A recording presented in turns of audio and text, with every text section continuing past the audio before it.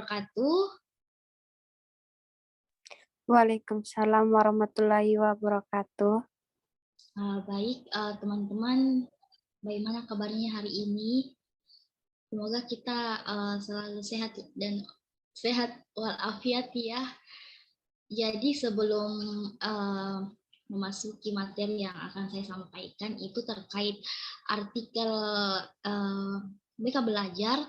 Izinkan saya memperkenalkan diri. Perkenalkan, nama saya Siti Hairunisya dari jurusan Pendidikan Psikologi dan Bimbingan, Program Studi Bimbingan dan Konseling Universitas Negeri Makassar angkatan 2021.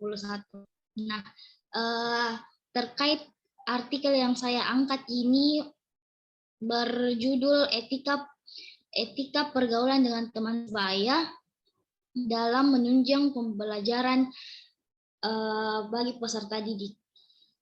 Selanjutnya saya akan menyampaikan apa sih definisi dari etika. Etika pergaulan yaitu sopan santun atau tata krama dalam pergaulan yang sesuai dengan situasi dan keadaan serta tidak melanggar norma-norma yang berlaku, baik norma agama, kesopanan, adat, hukum, dan lain. Etika adalah suatu sikap seperti sopan santun atau aturan lainnya yang mengatur hubungan antara kelompok manusia yang beradab dalam pergaulan. Kita semua manusia disebut sebagai makhluk sosial dan makhluk individu. Jadi kita semua walaupun mementingkan dan mendahulukan kebutuhan secara pribadi, tetap membutuhkan dan memerlukan orang lain untuk mengantar ke tujuan yang kita butuhkan. Agar terjadi hubungan yang harmonis, kalian perlu pembinaan diri sekarang ini sehingga nantinya tercipta hubungan yang selaras, serasi dan seimbang, jauh dari pertentangan dan permusuhan yang dinilai dari masyarakat. Kemudian selanjutnya ada definisi dari pergaulan remaja. Apa sih yang menjadi definisi dasar dari pergaulan remaja? Pergaulan remaja adalah kontak sosial di antara remaja atau dalam kelompok sebaya. Kelompok sebaya ini di samping dapat memberikan pengaruh yang positif terhadap perkembangan remaja, khususnya di dalam pembelajaran peserta didik itu, sebagai anggota kelompok juga menimbulkan pengaruh yang negatif.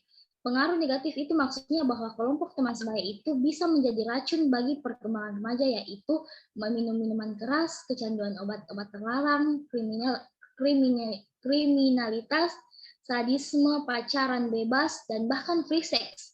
Dilihat dari kajian psikologis, pergaulan itu dipandang sebagai wahana untuk mewujudkan atau memenuhi kebutuhan insani atau manusia, yaitu kebutuhan sosial, seperti ada kebutuhan akan pengakuan sosial, kebutuhan akan keterikatan, kebutuhan akan rasa aman, kebutuhan akan kebebasan, dan kebutuhan akan harga diri untuk dihargai orang lain.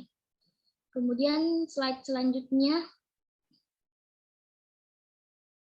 untuk memahami lebih lanjut tentang bagaimana bentuk pergaulan remaja yang mungkin juga sedang Anda alami sekarang adalah yang pertama itu ada pergaulan persahabatan. Pergaulan ini sifat hubungannya hanya sebatas berteman yang didasari adanya kesamaan di antara mereka seperti kesamaan sekolah, agama, hobi, tempat tinggal, pekerjaan, dan latar belakang status sosial ekonomi.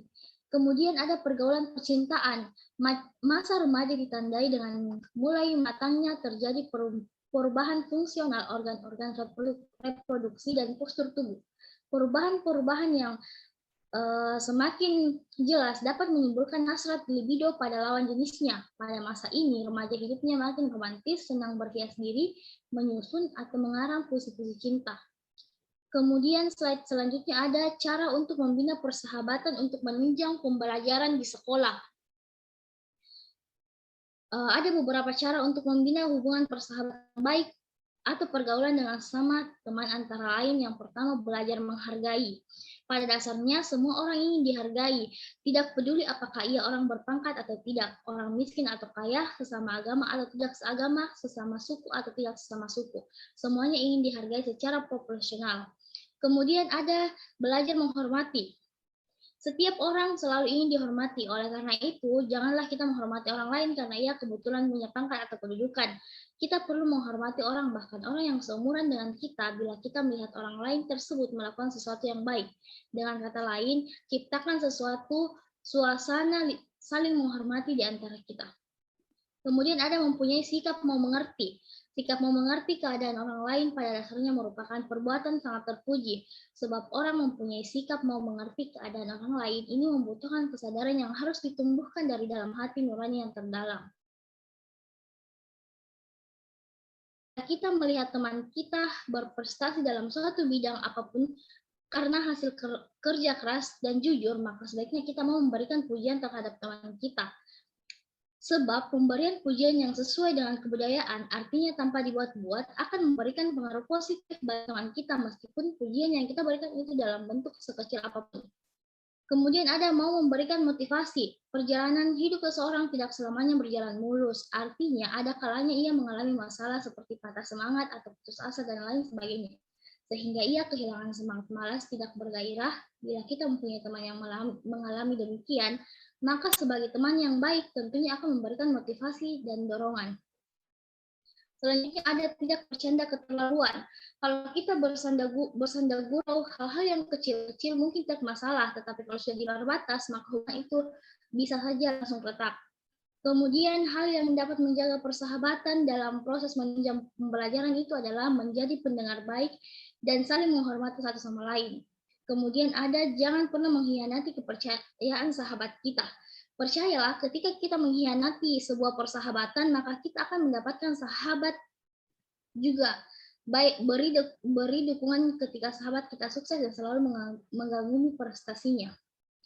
Kemudian slide selanjutnya itu ada etika yang perlu diperhatikan dalam pergaulan. Di antara beberapa unsur etika yang perlu diperhatikan dalam pergaulan dengan teman sebaya itu adalah yang pertama, pilihan teman yang berakhlak baik, bertemanlah dengan memiliki semangat belajar yang tinggi, kembangkanlah sikap saling membantu dan memberi saran dalam kelompok Anda, kembangkanlah sikap saling menghormati dan menghargai di antara teman kelompok, jadikanlah sikap solidaritas semua di antara teman seperti solidaritas terhadap teman yang melakukan tawuran, hindarkan pola perilaku yang melanggar norma agama. Kemudian yang terakhir itu jadikanlah kelompok Anda itu sebagai wahana untuk belajar bersama seperti mendiskusikan pelajaran, tugas-tugas, atau pemecahan masalah-masalah yang dihadapi baik oleh pribadi masing-masing maupun oleh sesama. Baik, teman-teman, itu saja yang sempat saya sampaikan terkait artikel ini yang dimana saya mengangkat artikel itu etika pergaulan dengan teman sebaya karena pada dasarnya apabila kita mempunyai lingkup pergaulan yang bagus dan sehat dalam artian kita berada di lingkup pertemanan yang